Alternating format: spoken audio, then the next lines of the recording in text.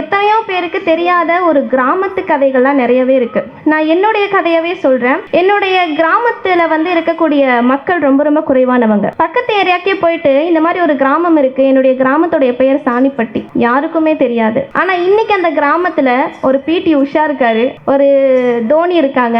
நான் கேட்பேன், ஏன்டா இவ்வளோ நல்லா விளையாடுறியே, ஏன்டா நீ அடுத்த லெவலுக்கு போகலன்னா, அக்கா இல்லைங்க்கா நாங்கள் சாப்பிட்றதே பெரிய விஷயம், நாங்கள் சாப்பிட்ணுன்னா 4 நாள் வெளியே வேலைக்கு போகணும்க்கா, இதில் எங்கக்கா நாங்கள் இந்த நெட்டெல்லாம் வாங்குறதுன்னு கேட்டாங்க. இன்னைக்கு அந்த பிள்ளைங்களுடைய முகத்தை பார்த்தா அவ்வளோ பிரகாசமாக இருக்கும். ஏன்னு கேட்டால் கலைஞர் ஸ்போர்ட்ஸ் கிட்டான் அதை கொடுத்ததுக்கு அப்புறம் இன்னைக்கு நாங்கள் கயிறு கட்டியெல்லாம் விளையாடுறது கிடையாதுக்கா, இன்னைக்கு எங்களுக்குன்னு நெட் இருக்கு, கையில் நாங்கள் ஒரு பேக் வச்சிருக்கோம்க்கா, அவ்வளோ சந்தோஷமா இருக்குன்னு சொல்றாங்க. உண்மையாவே ஒரு தலைவனுக்கு என்ன தெரியுமா அழகு? நான் ஒன்று பண்றேன், அது எனக்கு சந்தோஷத்தை தருது, அது எனக்கு போதும்னு சொல்றது தலைவனுக்கு அழகே கிடையாது. நான் ஒன்று பண்றேன், என்னை நம்பி வந்த மக்கள் அனைவருக்குமே சந்தோஷமா இருக்கு, அவர்களுடைய சந்தோஷத்தை பார்த்து என்னுடைய மனம் குளிருதுன்னு சொல்றவங்க தான் உண்மையான தலைவன். அப்படிப்பட்ட தலைவனாக மட்டுமே திகழ்கிறது தான் இந்த திமுக கழகத்தில் இருக்கிற ஒவ்வொரு தலைவர்களுமே. அவ்வளோ பெருமையாக சொல்லலாம். அது மட்டும் கிடையாது, நான் படிச்சுட்டு இருக்க கல்லூரியில் ஒரு சில அப்பா அம்மா இல்லாத பிள்ளைங்கள்லாம் இருப்பாங்க. அவங்களுக்கு ஏதாச்சும் பண்ணணும்னு நான் ஆசைப்பட்டேன். ஆனால் என்னுடைய கையிலையும் பணம் கிடையாது. நானும் ஒரு வறுமையான பொண்ணு தான். சரி என்ன பண்ணலான்னும் போது என்னுடைய பேங்கை நான் செக் பண்ணுறேன். செக் பண்ணும்போது 3000 ரூபாய் இருந்தது. என்னடா அது 3000 ரூபாய் இருக்கேன்னு சொல்லிட்டு திரும்ப போய் நான் செக் பண்ணுறேன். சிஎம் டிராஃபிலேருந்து வந்த அமௌண்ட். எதுவுமே இல்லாத என்னையும் இன்னைக்கு ஒரு தியாகியாக மாற்றிருக்கு இந்த திமுக கழகம். கல்வி கண் திறந்தது வேணும்னா நம்மளுடைய பெரியார் ஐயாவா இருக்கலாம். ஆனால் கல்லூரி கனவு திறந்தது நம்மளுடைய மு க ஸ்டாலின் ஐயா அவர்கள். ஏன் தெரியுமா? எத்தனை பேருக்கு இங்க பிரேமா ராமகிருஷ்ணன் தெரியும் தெரியல. 2012ஆம் ஆண்டே 12ஆம் வகுப்பு முடிச்சிட்டாங்க. ஆனா அதுக்கப்புறம் அவங்களால படிக்க முடியல. காரணம், அப்பா அம்மா இல்ல, பெருசா பேக்ரவுண்ட் இல்ல, ஒரு சாதாரண டிரைவருக்கு மேரேஜ் பண்ணி கொடுத்துட்டாங்க. என்ன பண்றதுன்னு தெரியலையேன்னு ரொம்ப வருத்தமா இருந்தாங்க. இன்னைக்கு அவங்களுக்கு 9ஆம் வகுப்பு படிக்கக்கூடிய ஒரு பெண் பிள்ளை இருக்கு. அந்த பொண்ணு மட்டும்தான் 9ஆம் வகுப்பு படிக்கும்னு நினைக்கிறீங்களா? கிடையவே கிடையாது. அவங்களும் இன்னைக்கு பாலிடெக்னிக்கல் கல்லூரியில பாலிடெக்னிக்கல் மாணவியா படிச்சுட்டு வந்துட்டு இருக்காங்க. என்ன தெரியுமா காரணம்? எப்படிங்கா இப்ப நீங்க படிக்கிறீங்களேன்னு கேட்கும்போது, இல்லம்மா அன்னைக்கு நான் படிக்கிறதுக்கு எனக்கு எந்த வாய்ப்பும் இல்லை, ஆனா இன்னைக்கு எனக்கு புதுமை பெண் திட்டம்னு சொல்லி மாசம் 1000 ரூபாய் தராங்க, இதனால எனக்கு தேவையான புத்தகத்தை கூட என்னால வாங்கிக்க முடியும் அப்படின்னு சொன்னாங்க. உண்மை என்னன்னா நான் அதுல ஒருத்தி. இன்னைக்கு நம்ம பெண் பிள்ளைங்கள் எல்லாருமே சாப்பிட்றதுக்கு ஒருத்தங்க கிட்ட போய் கையேந்து நிக்கணும்ன்ற அவசியமே கிடையாது. நான் வயிறு நிறைய சாப்பிடணும்னா கூட எனக்கு என் அப்பா காசு போட்டு விடுறன்ற மாதிரி தைரியமா சொல்லலாம். யாருக்கிட்டையும் போய் நிக்கணும்ன்ற அவசியம் இல்லை. இப்ப இருக்கக்கூடிய பெண் பிள்ளைங்களை ஒரு மான மரியாதையோட வாழ வைக்குது இந்த திமுக கழகம். நான் இங்க வரும்போது என் ஃப்ரெண்டு கிட்ட சொன்னேன், இந்த மாதிரி நான் உதயநிதி அண்ணாவை பத்தி பேச போறேன்டா, உனக்கு ஏதாச்சும் சொல்லணும்னா சொல்லு, நான் சொல்றேன் அப்படின்னும் போது அப்போ அவ சொன்னா, உதயநிதி அண்ணாவை பத்தி பேச போறியாடா? டே அதை ஏன்டா கேட்குறேன், என் மனசு ரொம்ப புண்ணா இருக்குடா அப்படின்னா. என்னடா சொல்கிறான், மனசு என்னடா புண்ணா இருக்குன்னு கேட்குறேன். இல்லைடா, அவர் என் மனசில் ஃபஸ்ட்டு எப்படி இருந்தார் தெரியுமாடா? நிலவிலே கால் வைத்ததாம் ஸ்ட்ராங்கா, உன் மனதிலே கால் வைப்பேன் நான் ஸ்ட்ராங்கா. இப்படி இருந்த மனுஷன்டா, திடீர்னு இப்படி போயிட்டாரு, எனக்கு ரொம்ப மன வருத்தமாக இருக்குது அப்படின்னு சொன்னால், இன்றைக்கி பார்த்து அண்ணன் அங்கே என்னென்ன பண்ணுறீங்க அப்படின்னு கேட்டால், டே நான் இப்போ அமைச்சர் ஆகிட்டேன்டா அப்படின்னு சொல்கிறாருன்னு அவர் ரொம்ப வருத்தப்பட்டா. சரி, இப்போ நம்ம கழகத்துக்கு வருவோம். 1960 ஒரு பேச்சு அடிப்படுது, இந்த கழகமானது ஒழியப்படுது, இந்த கழகத்தை இனி யாராலையும் தூக்கி நிறுத்த முடியாதுன்னு சொல்லிட்டு. அந்த பேச்சு அன்னைக்கு மட்டும் கிடையாது, இன்னைக்கு வரையுமே அந்த பேச்சு அடிபட்டுட்டு தான் இருக்கு. ஆனால் இன்னைக்கு நம்ம கண்ணு முன்னாடி ஒரு வெற்றி நடை போட்டு நடக்கக்கூடிய ஒரு கழகமாக இந்த கழகம் இருக்கு. யாராலையும் இன்னைக்கு வரையும் எதுவும் பண்ண முடியல. காரணம் என்ன தெரியுமா? இந்த கழகத்தில் இருந்த தலைவர்கள் அப்படி. நமக்கு தேவையானது எல்லாமே பள்ளிக்கூடங்கள் தானே தவிர கோவில்கள் கிடையாதுன்னு சொன்னது நம்மளுடைய தந்தை பெரியார். அவருடைய மாணவனாக காணப்பட்டது தான் அறிஞர் அண்ணா. அவர் சொன்னார், அடைந்தால் மாநில நாடு, இல்லை என்றால் சுடுகாடுன்னு சொன்னார். அவருடைய தம்பியாக காணப்பட்டது தான் நம்மளுடைய முத்தமிழ் அறிஞர் கலைஞர் ஐயா. அது பேரே கிடையாது, அது ஒரு சரித்திரம், நம்ம நாட்டுடைய அடையாளம். அவருடைய மகனாக காணப்படுவது நம்மளுடைய முதல்வர் ஐயா. அவர் இந்த கழகத்தை பொறுத்தவரையும் மக்களுக்கு ஒன்று தான் சொல்லுவார், இந்த கழகத்தை பொறுத்தவரையும் மக்களுக்கு மாற்றம் இருக்குமே தவிர ஏமாற்றம் எப்பயுமே இருக்காது அப்படின்னு சொன்னார். அவருடைய மகனாக காணப்படுவது நம்மளுடைய உதயநிதி அண்ணா அவர்கள். அவர் இன்னைக்கு சொல்லணும்னா பல பேர் இருக்குது. இந்த கழகத்துடைய ஒரு இளைய சூரியன் அப்படின்னு சொல்லலாம். இன்னைக்கு இவரை பற்றி பேசுகிறதுக்கான காரணம் பிறந்தநாள் எல்லாமே இரண்டாவது. முதல் என்ன தெரியுமா? இவர் இந்த கழகத்துக்கு வரும்போது நிறைய பேர் கேட்டாங்க, உனக்கு இந்த அரசியலுடைய சூடுனா என்னன்னு தெரியுமான்னு கேட்டாங்க. யாரெல்லாம் இந்த அரசியலுடைய சூடுனா என்னென்னு தெரியுமான்னு கேட்டாங்களோ அவர்களுக்கே அரசியல் சூடுனா இதுதான்னு காட்டினார் உதயநிதி அண்ணா அவர்கள். இப்படியே போயிட்டு இருக்குது. திடீர்னு இவர் முதல்ல இந்த தமிழ்நாட்டுக்கு எப்படி தெரியப்பட்டார் அப்படின்னா, ஒரு பட தயாரிப்பாளராக தான் தெரியப்பட்டார். இப்படி தெரியப்படும் போது திடீர்னு சினிமாவில் காலடியும் எடுத்து வைக்கிறாரு. ஒரு பெரிய பேரும் புகழும் கிடைக்குது. திடீர்னு எதிர்பாராத விதமாக அரசியலுக்குள்ளே வராரு. வரும்போது எல்லாரும் பார்த்து என்ன இவர் பண்ண போகிறாருன்னு ரொம்ப யோசித்தாங்க. ஆனால் இவர் பண்ணதே வேறு. 2021 இவர் பொறுப்பேற்றுக்கிறாரு. இந்த ஒரு தொகுதிக்கு இவர் தான் எம்எல்ஏ. அது இப்படி தான் சொல்லிட்டு இருந்தாங்க, ஏதோ ஒரு தொகுதிக்கு எம்எல்ஏவா அப்படின்னு சொல்லிட்டு. இப்படி யாருமே ஒரு அனாவசியமாக சொன்ன ஒரு மனிதன் இன்னைக்கு இப்படியெல்லாம் ஒரு தொகுதியை கொண்டு போகலாமான்னு மற்றவங்க மூக்கு மேலே வர வைக்கிற அளவுக்கு அந்த தொகுதியை வெற்றிகரமாக கொண்டு போயிட்டு இருக்காரு. இவரை பற்றி சொல்லணும்னா நிறைய சொல்லலாம். ஆனால் எத்தனையோ பேருக்கு தெரியாத ஒரு கிராமத்து கதைகள்லாம் நிறையவே இருக்குது. நான் என்னுடைய கதையவே சொல்கிறேன். என்னுடைய கிராமத்தில் இருக்கக்கூடிய மக்கள் ரொம்ப ரொம்ப குறைவானவங்க. பக்கத்து ஏரியாக்கே போயிட்டு இந்த மாதிரி ஒரு கிராமம் இருக்குது, என்னுடைய கிராமத்துடைய பெயர் சாணிப்பட்டி, யாருக்குமே தெரியாது.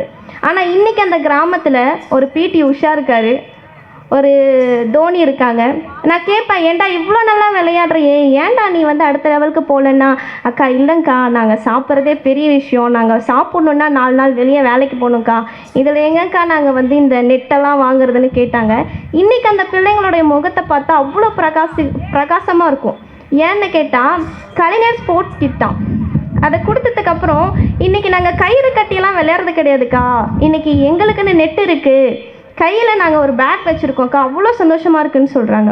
உண்மையாகவே ஒரு தலைவனுக்கு என்ன தெரியுமா அழகு, நான் ஒன்று பண்ணுறேன் அது எனக்கு சந்தோஷத்தை தருது, அது எனக்கு போதும்னு சொல்கிறது தலைவனுக்கு அழகே கிடையாது.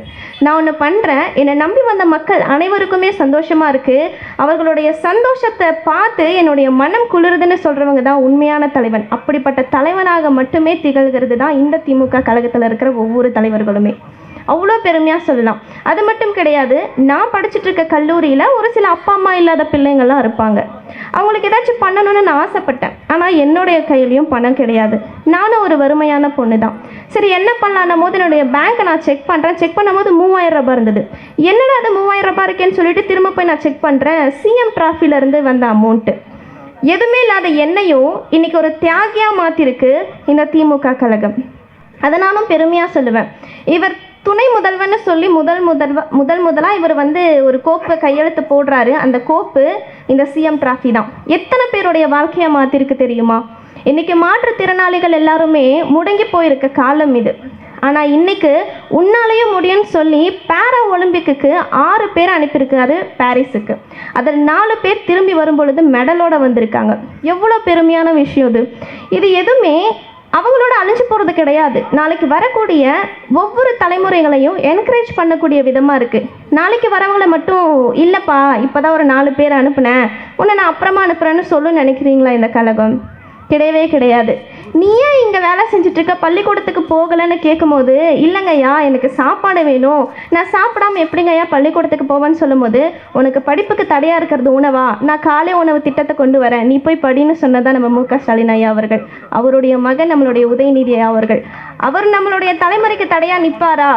நிற்கவே மாட்டார். அது மட்டும் கிடையாது, இதை இங்கே நான் சொல்லி ஆகணும். கல்வி கண் திறந்தது வேணும்னா நம்மளுடைய பெரியார் ஐயாவாக இருக்கலாம். ஆனால் கல்லூரி கனவு திறந்தது நம்மளுடைய மு.க. ஸ்டாலின் ஐயா அவர்கள். ஏன் தெரியுமா? எத்தனை பேருக்கு இங்கே பிரேமா ராமகிருஷ்ணன் தெரியும்னு தெரியல. 2012ஆம் ஆண்டே 12ஆம் வகுப்பு முடிச்சிட்டாங்க. ஆனால் அதுக்கப்புறம் அவங்களால படிக்க முடியல. காரணம், அப்பா அம்மா இல்லை, பெருசாக பேக்ரவுண்ட் இல்லை, ஒரு சாதாரண டிரைவருக்கு மேரேஜ் பண்ணி கொடுத்துட்டாங்க. என்ன பண்ணுறதுன்னு தெரியலையேன்னு ரொம்ப வருத்தமாக இருந்தாங்க. இன்றைக்கி அவங்களுக்கு 9ஆம் வகுப்பு படிக்கக்கூடிய ஒரு பெண் பிள்ளை இருக்குது. அந்த பொண்ணு மட்டும்தான் 9ஆம் வகுப்பு படிக்கும்னு நினைக்கிறீங்களா? கிடையவே கிடையாது. அவங்களும் இன்றைக்கி பாலிடெக்னிக்கல் கல்லூரியில் பாலிடெக்னிக்கல் மாணவியாக படிச்சுட்டு வந்துட்டுருக்காங்க. என்ன தெரியுமா காரணம்? எப்படிங்க்கா இப்போ நீங்கள் படிக்கிறீங்களேன்னு கேட்கும்போது, இல்லைம்மா அன்னைக்கு நான் படிக்கிறதுக்கு எனக்கு எந்த வாய்ப்பும் இல்லை, ஆனால் இன்றைக்கி எனக்கு புதுமை பெண் திட்டம்னு சொல்லி மாதம் 1000 ரூபாய் தராங்க, இதனால் எனக்கு தேவையான புத்தகத்தை கூட என்னால் வாங்கிக்க முடியும் அப்படின்னு சொன்னாங்க. உண்மை என்னென்னா நான் அதில் ஒருத்தி. இன்றைக்கி நம்ம பெண் பிள்ளைங்கள் எல்லாருமே சாப்பிட்றதுக்கு ஒருத்தங்க கிட்ட போய் கையேந்து நிற்கணுன்ற அவசியமே கிடையாது. நான் வயிறு நிறைய சாப்பிட்ணுன்னா கூட எனக்கு என் அப்பா காசு போட்டு விட்டுறன்ற மாதிரி தைரியமாக சொல்லலாம். யாருக்கிட்டையும் போய் நிற்கணுன்ற அவசியம் இல்லை. இப்போ இருக்கக்கூடிய பெண் பிள்ளைங்களை ஒரு மான மரியாதையோடு வாழ வைக்குது இந்த திமுக கழகம். இது மட்டும் கிடையாது, இன்னும் நிறைய சொல்லலாம். இங்கே திருநங்கைகளுக்கு மதிப்பே கிடையாத காலத்திலேயே கலைஞர் ஐயா எனக்கு கண்டிப்பாக மரியாதை தந்தே ஆகணும் அப்படின்னு சொல்லி திருநங்கைகளுக்காக போராடினார் கலைஞர் ஐயா. இன்றைக்கு அது ஒரு லெவல் மீறி நம்மளுடைய உதயநிதி அண்ணா ஒன்று பண்ணியிருப்பார். இன்றைக்கி நம்ம ஏற்றுக்கொண்டாலும் ஏற்றுக்கொள்ளாவிட்டாலும் தமிழ் அழிஞ்சு கொண்டுட்டு தான் வந்துட்டுருக்கு. அது உண்மை. எத்தனை பேர் தமிழில் பேசினா உனக்கு பனிஷ்மெண்ட்டுடான்னு சொல்லக்கூடிய பள்ளிக்கூடம் இருக்குது. ஆனால் இன்றைக்கி வில்லுப்பாட்டு ஒரு திருநங்கை பல வருடமாக பாடிக்கொண்டு வந்துட்டுருக்காங்க. அவங்கள நிறைய பேருக்கு தெரியாது. அவங்க பேர் சந்தியாதேவி.